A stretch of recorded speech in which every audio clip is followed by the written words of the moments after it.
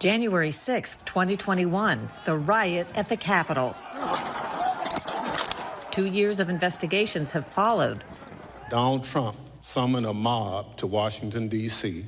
Recommendations for criminal charges go to the top, but have the most thorough inquiries since 9/11 and following actions been even-handed?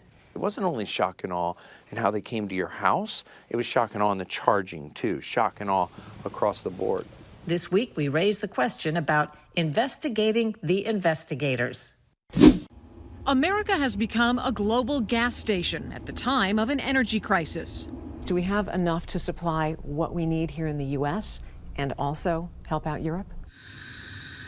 We look at an odd energy balance where the U.S. is helping to heat Europe, while fuel prices at home are making it an expensive winter for Americans.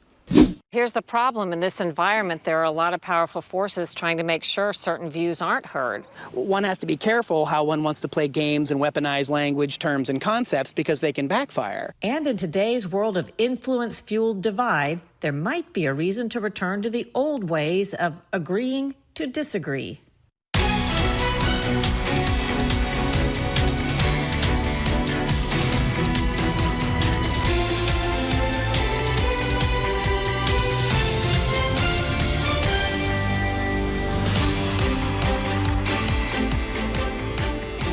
Welcome to Full Measure. I'm Sharyl Attkisson.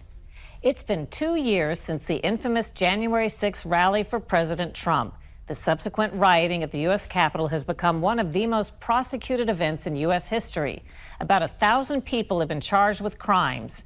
One side claims it was an insurrection, a bigger threat to America than the 9/11 Islamic extremist terrorist attacks that killed nearly 3,000. Another side claims Trump supporters have been unfairly targeted. Today, we look at a little-reported facet of the fallout after J6. FBI? Yes. All right, you can't step out with us, please, sir. March 4th, 2021. Surveillance video shows FBI agents, weapons drawn, surrounding the Texas home of Trennis Evans. Looked like a dozen agents around your house. Oh, it's a lot more than that, yeah. So there was 20-plus agents there. They had snipers. They had vehicles that blocked off the street. I mean, it was insane. And your 13-year-old son is out on the front deck with his hands up. Yeah. That's his son, blue shirt, hands up. Considering the presence of a small army from the FBI, you might think Evans was a vicious criminal, armed and dangerous. In fact, he had no history of violence. This was his crime. He's in the yellow hat, climbing through a window to enter the U.S. Capitol in Washington, D.C. on January 6th. People were coming out of the building saying the police are letting us in. You can go in, you can just walk around, everybody's taking videos, it's fine. In videos, you can hear Evans as he holds his camera at his chest and urges fellow protesters to be peaceful. Most were. Do not harm the police. Do not hurt the buildings. Do not destroy your own property. I took to the megaphone. We back the blue. We support the police. Don't break, don't damage, don't harm, don't steal. This is a peaceful protest. Evans says the FBI had paid him a friendly visit just after January 6th. He offered his full cooperation. They said they'd be in touch. Yes. FBI? So he was shocked by the armed raid on his home weeks later. I mean, this was all part of the shock and awe they promised everybody. It wasn't only shock and awe in how they came to your house, it was shock and awe in the charging too, shock and awe across the board. Evans is one of many who questioned the overnight come-from-behind victory for Joe Biden. Tens of thousands attended the massive pro-Trump rally on January 6th. I know that everyone here will soon be marching over to the Capitol building to peacefully and patriotically make your voices heard. Today we will... I didn't go there for an insurrection. Where's my gun? You mean the most armed populace on the face of the planet came for an insurrection? You know, by percentage, you know, it came for an insurrection and didn't bring any firearms? Normally, the public has the right to watch Congress. But with overwhelming masses and fears of violence, the Capitol was made a no-go zone. Crowds pushing past barriers were breaking the law. There's little dispute over prosecuting violent rioters.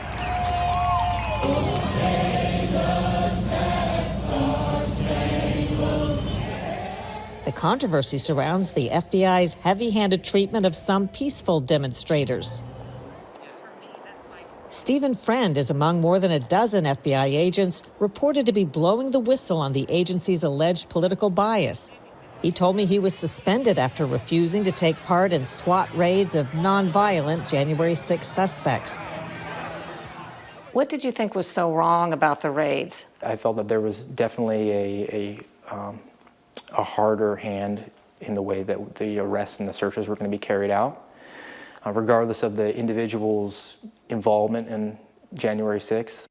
January 6th has become one of the most aggressively prosecuted events in U.S. history, with Trump's enemies claiming it was an insurrection that threatened democracy. Donald Trump summoned a mob to Washington, D.C., and ultimately spurred that mob to wage a violent attack on our democracy. Trump supporters lodge accusations of politically driven investigations, and some Republicans are asking whether law enforcement may have been driving the January 6 chaos more than investigating it. How many FBI agents or confidential informants actively participated in the events of January 6th? Sir, I'm sure you can appreciate that I can't go into the specifics of sources and methods. Did any FBI agents or FBI informants actively encourage and incite crimes of violence on January 6th? Sir, I can't answer that. The FBI's role has come under increased scrutiny as their agents and informants have been revealed to be working undercover at high levels within the groups they're investigating. Take the 2020 domestic terror plot to kidnap Michigan Governor Gretchen Whitmer, a Democrat. According to court filings, there were more FBI agents and informants working undercover in the militia group than there were militia members who were arrested. Even the leader of the group who was driving the scheme was an FBI source. There were also FBI agents or informants secretly working inside two major groups charged with planning the Capitol breach. A leader of the Proud Boys, not present for the riots, pleaded guilty to seditious conspiracy. It turns out the Proud Boys had up to 8 FBI-linked people on the inside before the riots. And the number 2 officer in the Oath Keepers was an FBI informant, according to court records.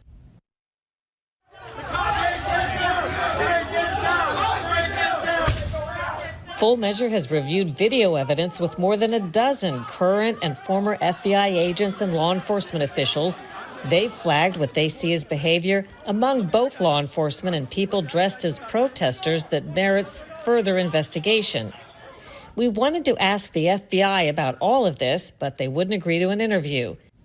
At congressional hearings, FBI Director Christopher Wray has repeatedly declined to say much about the role of FBI agents and informants on January 6th.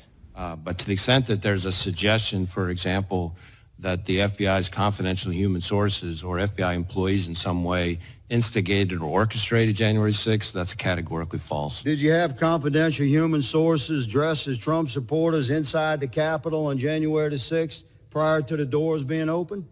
Again, I had to be very careful. It should be a no.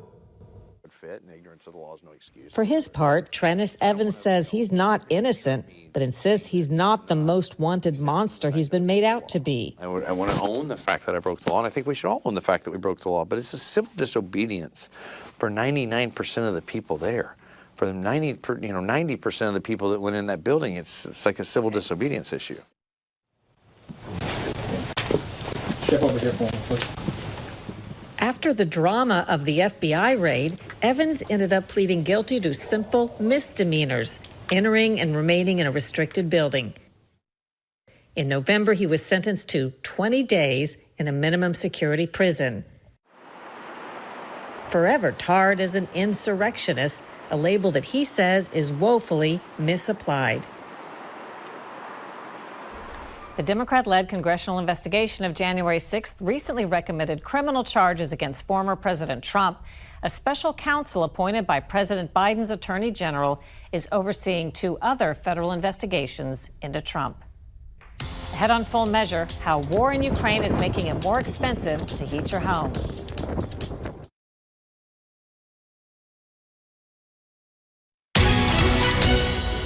Check your fuel bills. Across the board, prices are up.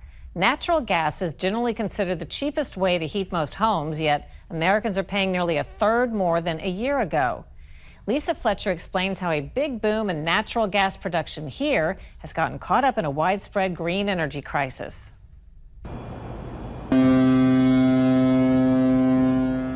Along the coast of Texas and Louisiana, America has become a global gas station at the time of an energy crisis. Thanks to ports like this, the U.S. has, in the last few years, become the third biggest exporter of natural gas in the world.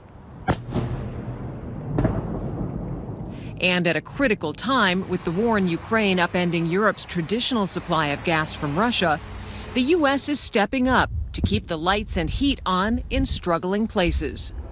Before natural gas can be exported, it's cooled to minus 260 degrees, turning it into a liquid. So cold, the ships have to be protected by a curtain of water as they're loaded in case liquid natural gas hits the steel hull, potentially causing cracks. This plant is owned and run by an American energy company called Cheniere.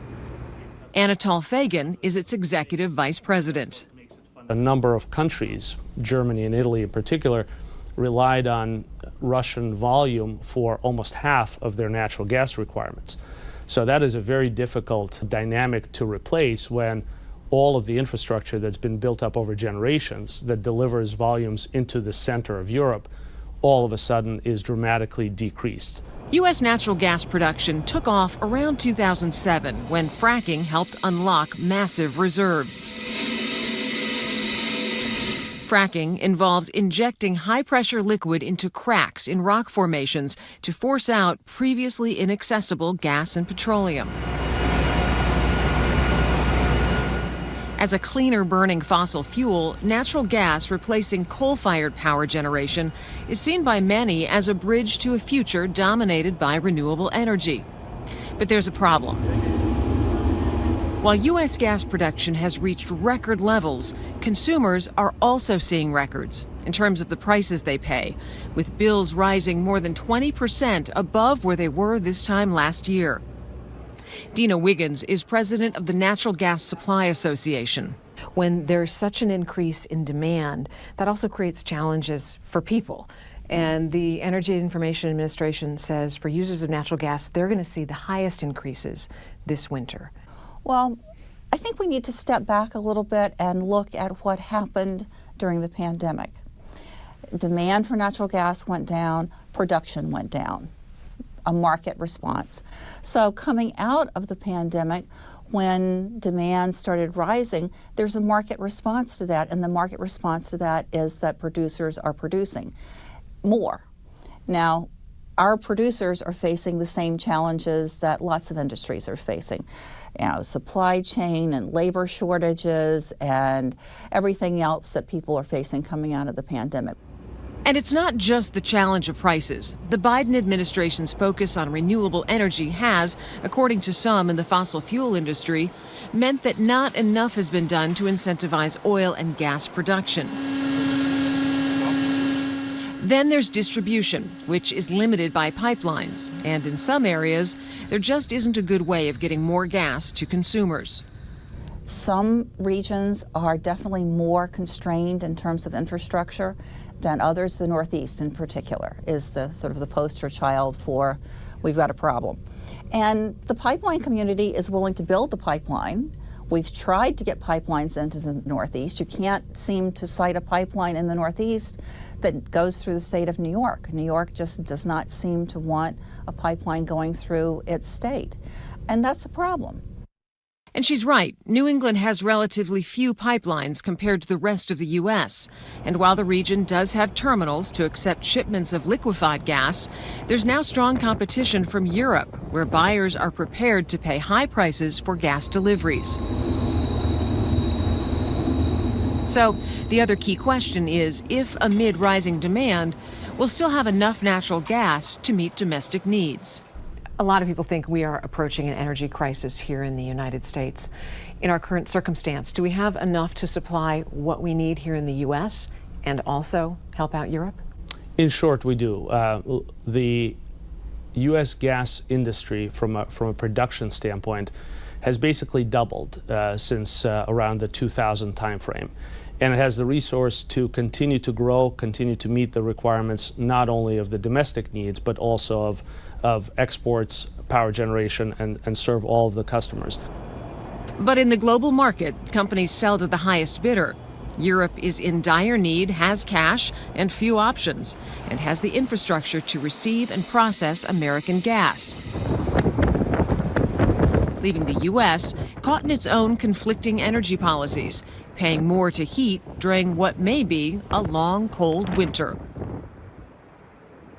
So is the Biden administration doing anything to try to improve the supply and the distribution of natural gas for us? Well, the Biden administration's focus remains on renewables. So critics say that is getting in the way of better gas distribution in the United States because they say the administration is blocking permitting for new interstate pipelines. And that's a concern if we want to use more of America's huge gas resources and then continue to supply Europe, which is in dire need right now. We'll continue to keep our eye on the story. Thanks a lot. And coming up next, new insight into Twitter censorship of one of the scientists we've interviewed who was right about COVID.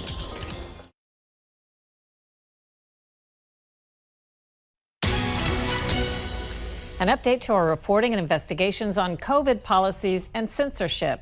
It has to do with Twitter's new CEO, Elon Musk, and all of the prior censorship practices he's been revealing at the social media giant. It turns out one of the many targets under the old Twitter was Dr. Jay Bhattacharya of Stanford, who has spoken out on full measure on several occasions. Bhattacharya led tens of thousands of scientists who signed on to a document opposing the mass COVID lockdowns, the Great Barrington Declaration. The scientists argued that shutting down society would do more harm than good to the public health. According to reports, Twitter secretly put Bhattacharya's account on a trends blacklist, which prevented his tweets from appearing in the platform's popular trending section. In fact, the kinds of scientific discussions that I took for granted for most of my career cannot survive a situation where you have government bodies controversializing perfectly reasonable positions, suppressing debate and suppressing discussion, employing propaganda techniques like big tech or the press to personally attack the lives of scientists who disagree. Bhattacharya was also a target of Drs. Anthony Fauci and Francis Collins at the National Institutes of Health. Emails later released showed the two public health officials conspired to smear and do a public takedown of Bhattacharya and his colleagues. When we come back, can we agree to disagree?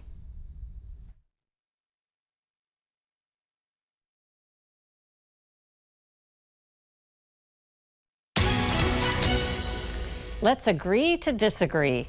It's a concept that may be getting lost in today's heated discourse over practically everything. It's also the title of a book co-authored by critical thinking expert Mickey Huff, director of Project Censored, and president of the Media Freedom Foundation. Instead of jumping into the middle of sort of the maelstrom of where the most contentious things are, we actually started the book by talking about why it's important to learn how to communicate better with people and how critical thinking requires critical listening, empathy. In other words, you really need to understand other people that are different than yourself in order to better be able to convey the things that you think and believe to them in a way that they're more receptive to it. So here's the problem. In this environment, there are a lot of powerful forces trying to make sure certain views aren't heard. It's almost the opposite of what you're suggesting to be, a critical thinker. I'm afraid that's right. And the interesting thing is that with the whole fake news meme that kind of got off leash during the Trump presidency, let's not forget the Democrats are the ones that really started that weaponized meme about Russiagate and Russia and the election and so forth. But Trump tactically picked it up and was able to use it in reverse, right? So one has to be careful how one wants to play games and weaponize language, terms, and concepts because they can backfire. Censorship often backfires, for example. So one side wanting to cancel the other side, it ends up coming full circle. Is there a simple way for you to try to explain to the uninitiated who's behind this, the confusion that's sown among people, the division, the censoring to try to make only one view heard? And this is what critical media literacy is about. It's not about just accepting the tools from on high, like from a NewsGuard or from Fact Check or from Snopes, where people are partnering and they're saying, this is true and this is misinformation. See, that whole fake news meme is now misinformation. And now it's the war on misinformation. And interestingly, misinformation only comes from sources that buck establishment narratives. Isn't that curious? And so there's a great effort afoot by these forces to curate those views and to label them misinformation. I mean, I'm an educator, so my job, and I teach social justice studies, and I publish left journalism, and I do, history and political economy, and I'm very critical of the corporate state. But I believe that you can talk to people, and you can talk to people who have corporate backgrounds. You can talk to people with MBAs. You can argue with them, and not arguing and fighting are different things. That's one of the big things we point out in the book. Arguing is an exchange of ideas with supported evidence. Fighting means you're no longer listening to each other, and it's back to the I'm right, you're wrong, no matter what model. And we know that that model has consequences, and they're not usually positive ones. So that makes this a really complicated dance in a lot of ways, whether it's a slam dance or a waltz or a mosh pit of ideas. But we think that people are all in the dance together, and we hope that the things that we put forward, and on our website at projectcensored.org, we offer a lot of free tools for critical media literacy, and we hope that people pick them up and use them. And when they disagree, we hope they use the tools to help explain why they disagree, so that we learn from each other and that we can maybe teach each other things at the end of the day. By the way, numerous people are credited with first using agree to disagree, including an English playwright named William Wycherley, who used the phrase in a poem in 1706. Coming up next week on Full Measure, as illegal immigration continues to shatter all records, we head far south from Panama into the notorious Darien province, a key part of a dangerous jungle journey for so many. How was it going through the jungle? It's terrible. Like, I cannot say someone to use the jungle because it's very, very terrible. Like, you see people are dying, like people are crying, injured, so it's not really nice. The impact of the border crisis next week on Full Measure. A reminder, there are numerous ways you can watch Full Measure from home or on the go. You can download the Stir app on your phone or on your Roku, Apple TV, or Fire.